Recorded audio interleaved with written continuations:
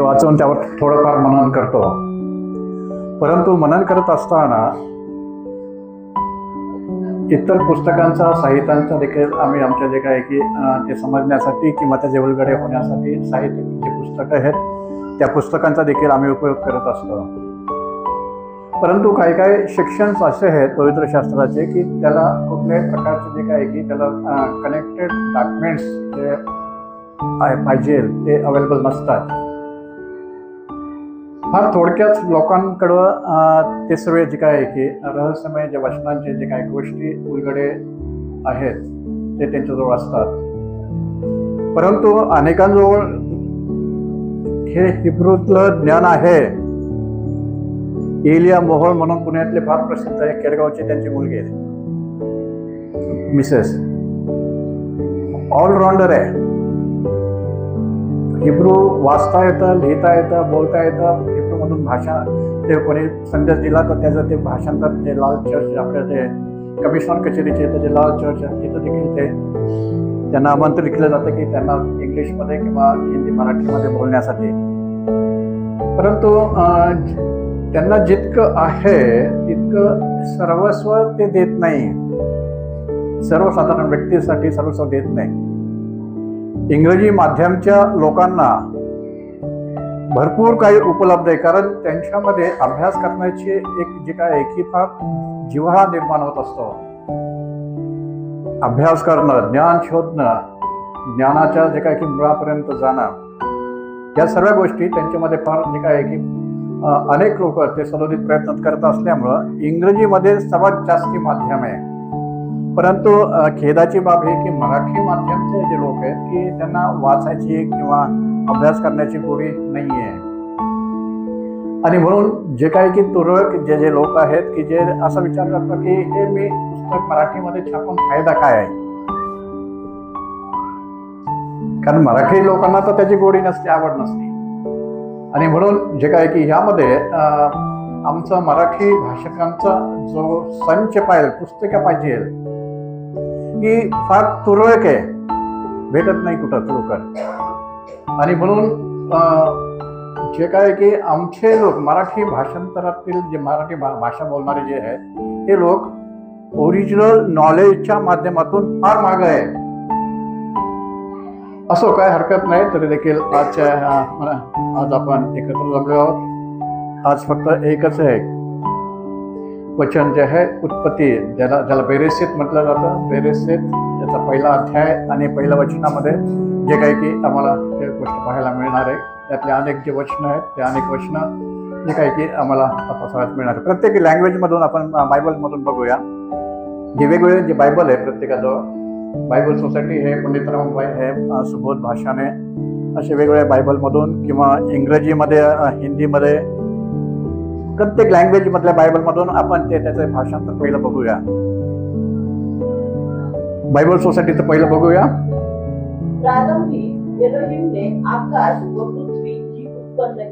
इथपर्यंत आम्हाला पाहायला मिळतं. पंडित रामाच्या बायबलमध्ये इथं पाहायला मिळतं, पंडित रामाच्या बायबलमध्ये की आरंभी देवाने एलोहिमने आकाशे आणि पृथ्वी हे अस्तित्वात आणले. सुबोध भाषणामध्ये तिथं बघूया तिसरं.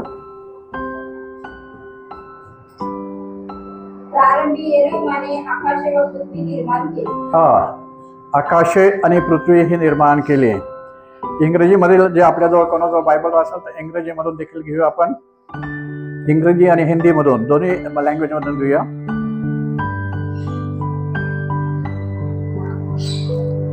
इंग्रजी हिंदी आहे, हा पढो ना पहिला वर्ड्स.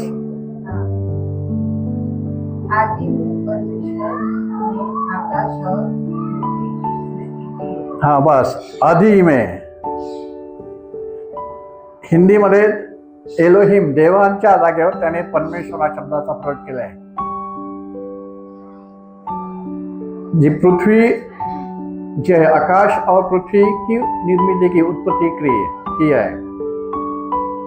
इंग्रजीमधून पाहूया आपण.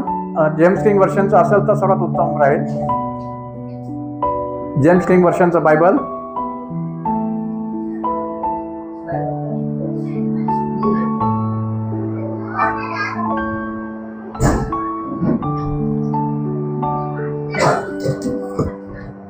ज्यांचे जो बायबल असेल मोबाईलमध्ये अपलोड केलेला असेल त्यातून बघितलं तर चालेल.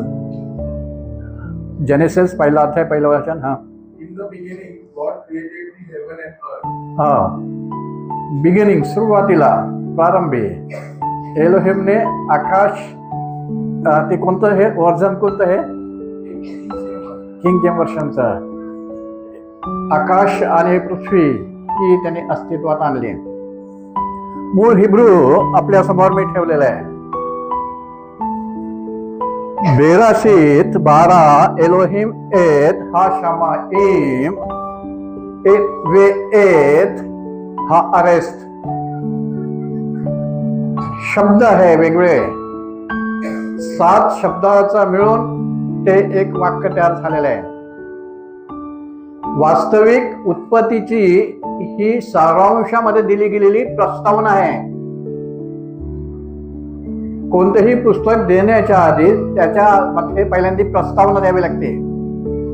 ही या सृष्टी निर्मितीच्या बाबतीत जी दिली गेलेली त्याची जी हे प्रस्तावना आहे, पहिलं वचन. इथं आम्ही पाहतो की 12 हा एलोहिम एत हा शमाईम वे एत हा एरेस्ट. एकंदरीत आम्हाला पाहायला मिळतं की ह्याच्यामध्ये एकंदरीत 7 वाक्य पाहायला मिळतात. 1 2 3 4 5 6 आणि 7. परिपूर्णतेत असलेला हा आकडा, हिब्रू मध्ये सर्वात महत्वाचा भाग की 7 हा जो आकडा हा परिपूर्णतेत पकडला जातो. परिपूर्ण 7 शब्द आहे. आम्ही जो अभ्यास करण्याची जी पद्धत आहे ही आमच्याकडं तितकी नाहीये.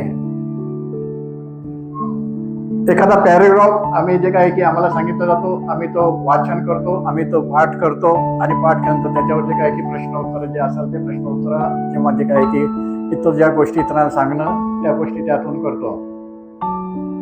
ॲज इट इज सेम जे पोर्शन आमच्याकडे आलेलं आहे ते सेम पोर्शन आम्ही जसेच्या तसं इतरांना किंवा आम्ही स्वतः जे काय की ते वाचून जे काय की मनन करत जे काय की राहतो किंवा इतरांना देत असतो. शब्दातील अंतर्भेद, शब्दामध्ये आम्ही जे काय की आत घुसून प्रत्येक शब्द जे आहे ते प्रत्येक शब्दामध्ये आत घुसून जोपर्यंत आम्ही त्याचा अभ्यास करत नाही तोपर्यंत आम्हाला त्या शब्दातील ज्या रहस्यमय ज्या गोष्टी त्या प्रकट होत नाही. ही लक्षात ठेवा. तुम्ही जोपर्यंत वचन मोठं असतं पण अनेक शब्दांनी ते भरलेलं असतं, परंतु त्या प्रत्येक शब्दामध्ये जोपर्यंत आम्ही आत जात नाही शब्दाच्या तोपर्यंत आम्हाला जे काय आहे की त्यातले जे रहस्यमय ज्या गोष्टी आहेत त्यातल्या सर्व रहस्यमय गोष्टी ह्या जे काय की आम्हाला जे काय की माहिती पडत नाही.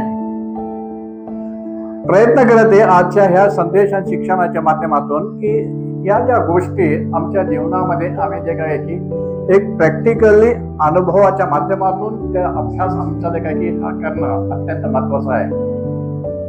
परंतु ही एक महत्वाची बाब असताना देखील एक मी सांगते, आम्हा नवीन कराराच्या मंडळीला ओल्ड टेस्टमेंट वर जोर दिला नाही.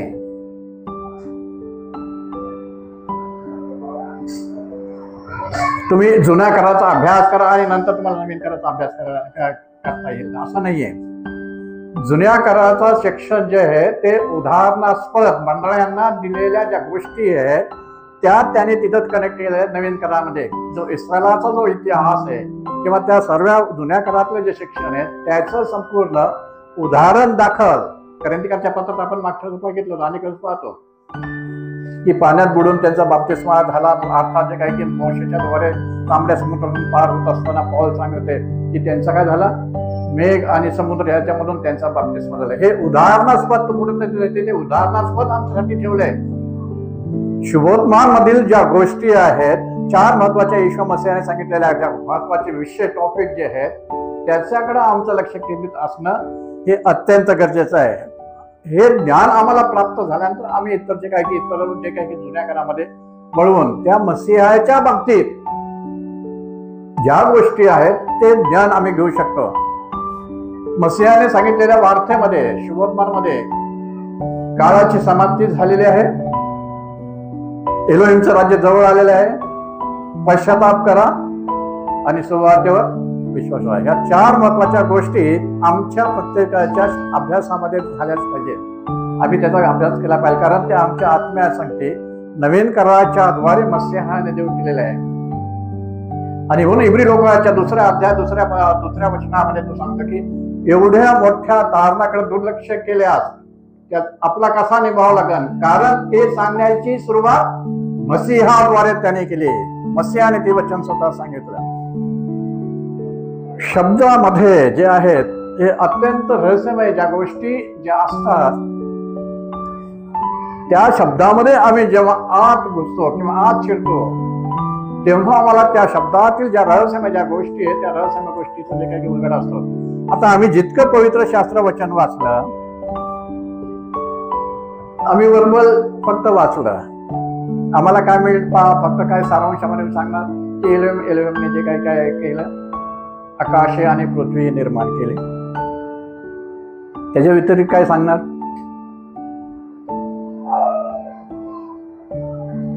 याच पहिल्या वचनामध्ये जवळजवळ 40 ते 50 पेजेस इतकं डॉक्युमेंट्स, इतकं संपूर्ण उलगडा हा तिथं तुम्ही तयार करू शकता.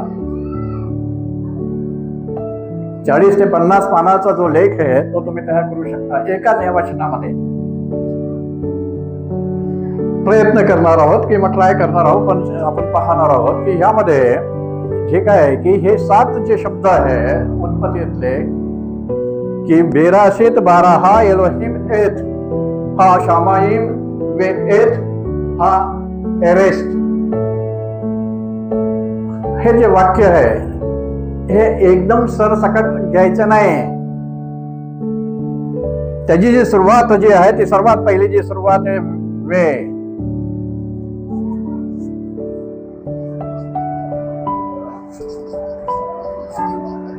मराठीत त्याचा अर्थ आहे आणि.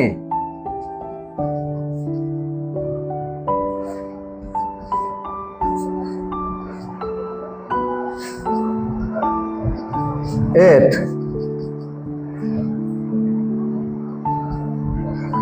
आता ह्या सर्व ज्या गोष्टी आम्हाला पाहायला मिळतात ह्या 2 गोष्टी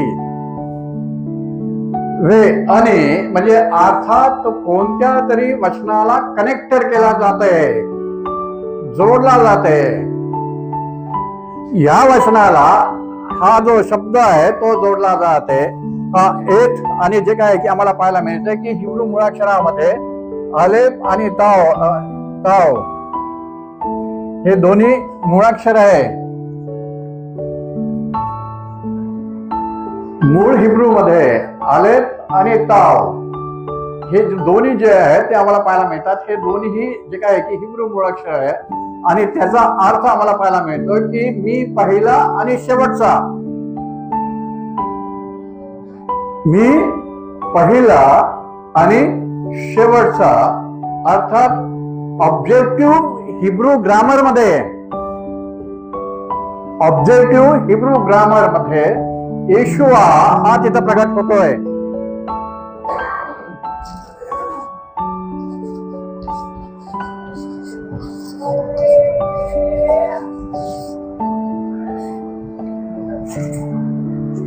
येशुआ हा तिथं तो प्रगट होतोय. म्हणून तो प्रगटीकरण फटाफट वाचन करूया आपण की प्रगटीकरण पहिला अध्याय 8 वचन आणि 22 अध्याय 13 वचनामध्ये आम्हाला जे काय की इथं पाहायला मिळतं की तो स्वतः मसीहा स्वतः तो सांगत आहे ह्या ज्या गोष्टी. इथं मूळ ग्रीक भाषेचा उपयोग करायचा नाही. त्यामध्ये जे भाषांतरामध्ये आलेल्या तुमच्या जवळचं जे आहेत त्या मूळ ग्रीक भाषेचा इथं उपयोग करायचा नाही, तर ओरिजिनल जो शब्द आलेला आहे त्या ओरिजिनल शब्दाचा जे काय की इथं तो उपयोग करायचा आहे. तो इथं दाखवतोय की मी अल्फा व ओमेगा हा शब्द वास्तविक ग्रीक लोकांनी तो टाकलेला आहे. मूळ योहानाने लिहिलेले जे हे प्रगटीकरणामध्ये हे शब्द नाहीये. योहान हा मूळ हिब्रू आहे मदर टंग त्याची हिब्रू आहे. आरामिक लँग्वेज किंवा हिब्रू लँग्वेज बरोबर ते फार कनेक्टेड, जवळ आहे त्यांचं. लहानपणापासून मोठे पण सर्व घरातील सर्व लोक ते त्यांच्यामध्ये जे काय की ते हिब्रू लँग्वेज चालत होते. इथं जो शब्द प्रयोग आम्हाला करायचा आहे की अल्फा च्या ऐवजी अलेफ आणि ओमेगाच्या ऐवजी ताव. अर्थात मी अलेफ आणि ताव प्रारंभ व शेवट आहे असे अदोनाई जो एलोहिम जो आहे आणि जो होता आणि जो येणार तो सर्व सत्ताधारी असे तो म्हणतो. स्वतः येशू मसीहा तो या त्याच्या मूळ जे काही अल्फाबेटच्या माध्यमातून, मूळाक्षराच्या माध्यमातून की मी जे काय आहे की अलेफ आणि ताव आहे, अल्फा नाही किंवा ओमेगा नाही. मी अलेफ आणि ताव असा आहे. वास्तविक ह्या दोन्ही शब्दांचे जे काय आहे की अर्थ देखील वेगवेगळ्या प्रकारे जे काय की इथं आम्हाला पाहायला मिळतात. 22व्या वचनामध्ये देखील जे काय की इथं आम्हाला पाहायला मिळतं की 22व्या अध्यायामध्ये देखील स्वतः मसीहा इथं तो दाखवते. 22वा अध्याय आणि 13व्या वचनामध्ये इथं तो दाखवते की मी अलेफ व ताव पहिला व शेवटचा, प्रारंभ व शेवट आहे. अलेफ आणि मी ताव पहिला आणि शेवटचा, प्रारंभ आणि शेवट मी आहे. अर्थात हे दोन्हीही जे काय की आम्हाला पाहायला मिळतात की हे दोन्हीही एक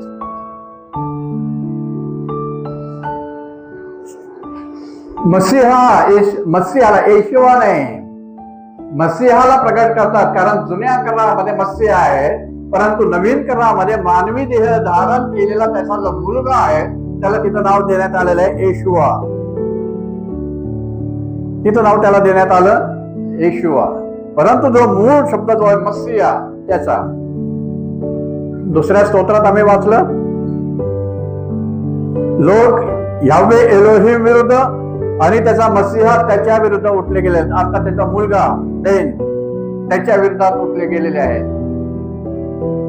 हा इथं आम्ही पाहत आहे की अलेफ आणि ताव जे काही हे मूळ जे काय आहे की हिब्रू मुळाक्षर आहेत आणि या मुळाक्षरामध्ये जे काय की ऑब्जेक्टिव्ह हिब्रू व्याकरणाच्या माध्यमातून जे आम्ही रेफरन्स बघितलेला आहे की प्रगटीकरण पहिला अध्याय 8 आणि जे काय आहे की 22वा अध्याय 13 वचनामध्ये हा स्वतः येशू मसीहा स्वतःला तो प्रगट करत आहे की पहिला आणि शेवटचा मी आहे. तुमच्या बायबलमध्ये, भाषांतरच्या बायबलमध्ये मसीहाचा उल्लेख आलाय का? मग आम्ही पाठ करून फायदा काय आहे ते पहिलं वचन, किंवा अभ्यास फक्त वर्बल वाचून अभ्यास करून फायदा काय? शब्दामधील अंतर्भेद, शब्दामधील जे काय आहे की ज्या रहस्यमय ज्या गोष्टी ज्या गुप्त आहे, रहस्यमय ज्या गुप्त आहे त्या जोपर्यंत आम्ही आत शिरत नाही तोपर्यंत आम्हाला ते रहस्यमय गोष्टी ज्या वचनातल्या ज्या आहेत त्या समजत नाही. ताव येतो, अलेफ आणि ताव हे दोन मुळाक्षर आहेत हिब्रूचे, पहिला आणि शेवटचा.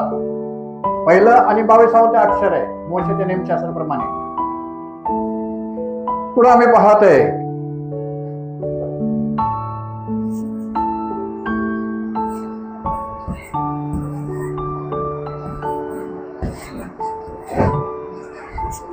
हे दुसरं जे मुळाक्षर त्याच वेच जे काय आहे की पुढे जे काय विभाग केल्यानंतर अर्थ,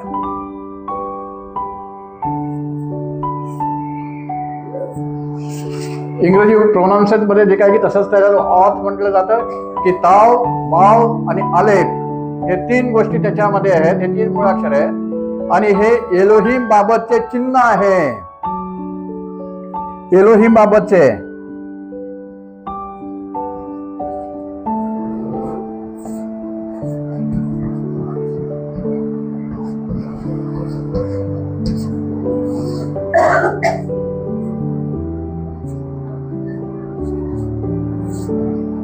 एलोहिम बाबतचे हे चिन्ह आहे.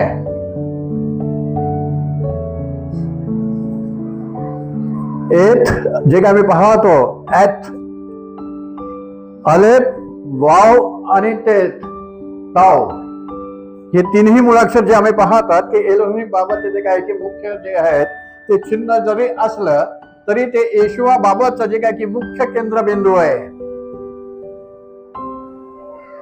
आणि आलेला आहे मध्ये येशुवा मसीहाच्या बाबतीत जे काय की मुख्य ते जे काय की ते केंद्रबिंदू आहे. परंतु इथं जो आम्ही पाहतो की एलोहिम बाबत एलोहिमच्या बाबतीत आम्ही पाहतोय की मूळ जे काय आहे की हिब्रू प्रमाणे हा शब्द एलोहिम हा शब्द हा अनेक वचनामध्ये आहे, एक वचन नाहीये, अनेक वचनामध्ये, ज्याला आमच्या मराठीमध्ये आपण ट्रिनिटी म्हणतो. आमचीच कॉपी आमची नाही, म्हणजे या हिब्रूचीच कॉपी हिंदू धर्माने केलेली आहे. त्रैकाच्या बाबतीत जे आहे आम्ही पाहतो एलोहिमचा जे शब्दामधले जे फरक आहे म्हणजे जे काय की महत्वाच्या गोष्टी आहे की अनेक जे काय आहे की वचनामध्ये ते आलेले आहे, परंतु आम्हाला पाहायला मिळतं की याहवे जे काय आहे की अब्बा, बेन मसीहा आणि कॉदोस रुआ या तीन मिळून तो झालेला आहे. अर्थात याहवे पिता आहे, बाप आहे, त्याचा मुलगा जो येशुवा मसीहा आहे आणि तो पवित्र आत्मा आहे. तीन त्रैक्यातल्या ज्या गोष्टी आहेत त्याला त्यासाठी तो शब्द आलेला आहे जे काय आहे की एलोहिम.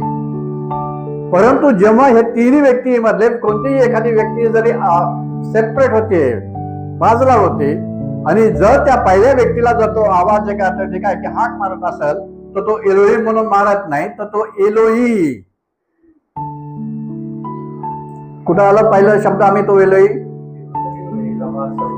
एलोही एलोही लबा समोखने, म्हणजे माझ्या एलोही, माझ्या देवा तू माझा त्याग का केला. हे एक वचनामध्ये तो आलेला तो भाग आहे, एक वचनामध्ये आलेला तो भाग आहे. आता इथं जे काय आहे की एलोहिम जे आहे आम्ही पाहतो की तो अनेक वचनामध्ये आलेला असताना पुढं आम्ही पाहतोय की जो काय आहे की 12 हा शब्द झाला.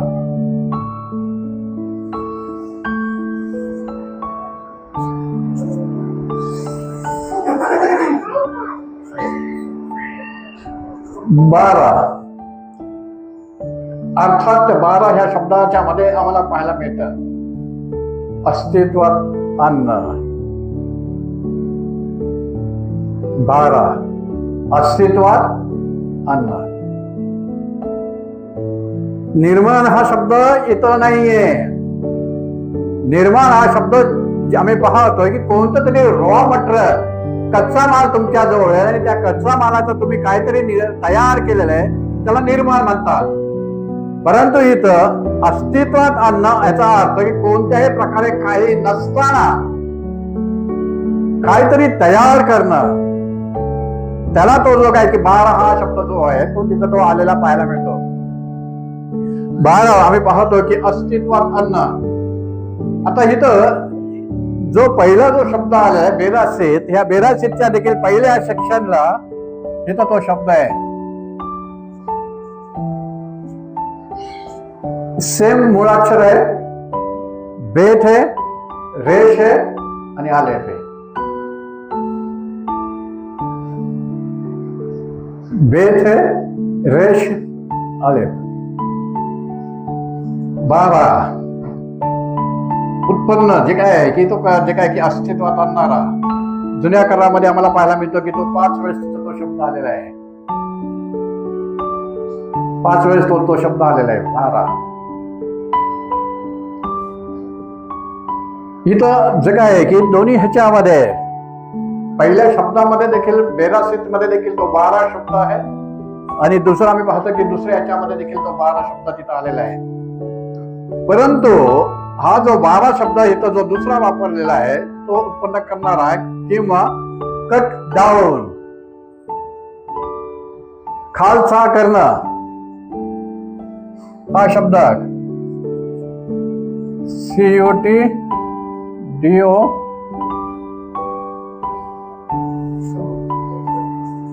कट डाऊन त्याचा दुसरा अर्थ घेतला जातो. कारण पहिला 12 जो शब्द आहे तो बेराशीत मध्ये घेतल्यामुळे दुसरा जो अर्थ आहे तो कट डाऊन आहे, जे आहे की तो खालचा करणं. काय खालचा करणं? अर्थात नष्ट करणं. हे भविष्यवचन आहे. हा जो 12 इथं जो वापरलेला आहे तो भविष्यवचनातला तो भाग आहे. आणि पुढे आम्ही पाहतो की त्या 1200च्या पुढे जे काय की दुसरा जो भाग आहे तो शेत म्हणून जो आहे, शीन योद आणि ताव, शेत. हा जो शेत आहे आम्ही पाहतो की या ठिकाणी ठेवलेला आहे.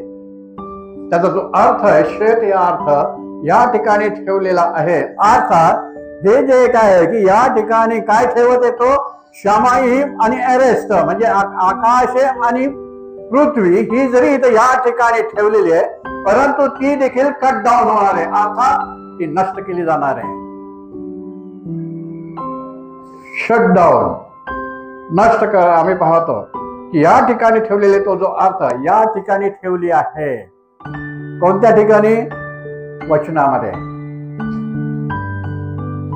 या वचनामध्ये जे काय आहे की आम्ही पाहतो की हा अरेस आणि हा शमाईम हे दोन्ही हे जे काय की आकाश आहे आणि ही पृथ्वी ही तो कट डाऊन करणार, नष्ट करणार.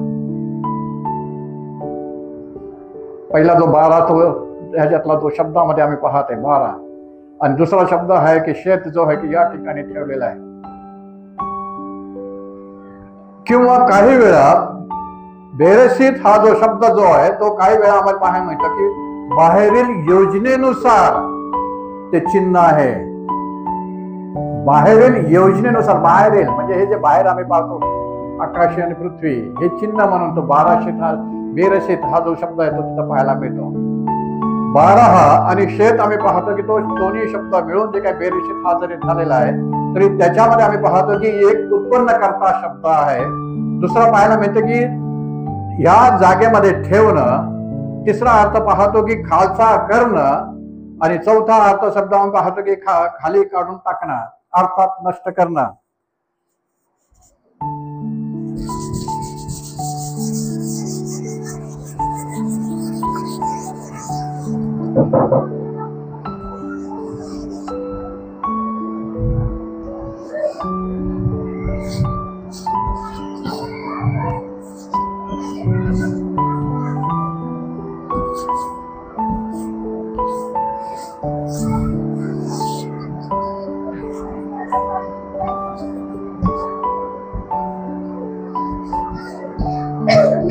सेल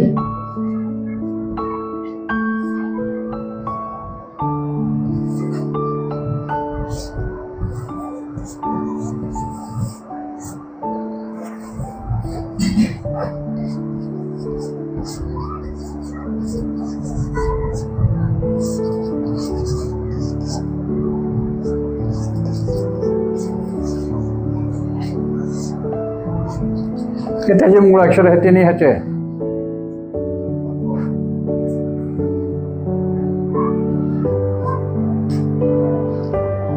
शेत हा जो शब्द आहे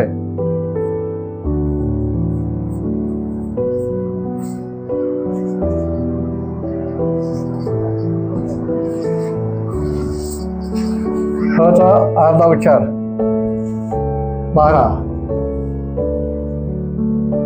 3 महत्वाच्या गोष्टी या पहिल्या अक्षरामध्ये हे 2 शब्दामध्ये.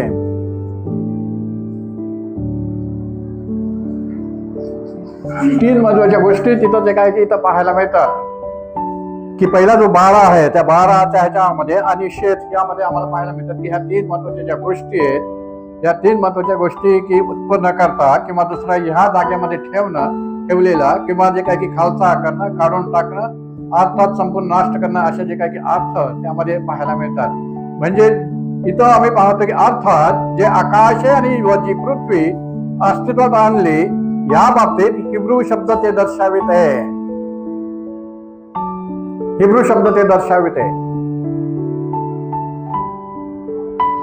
पुढं जे काय की आम्ही पाहत असताना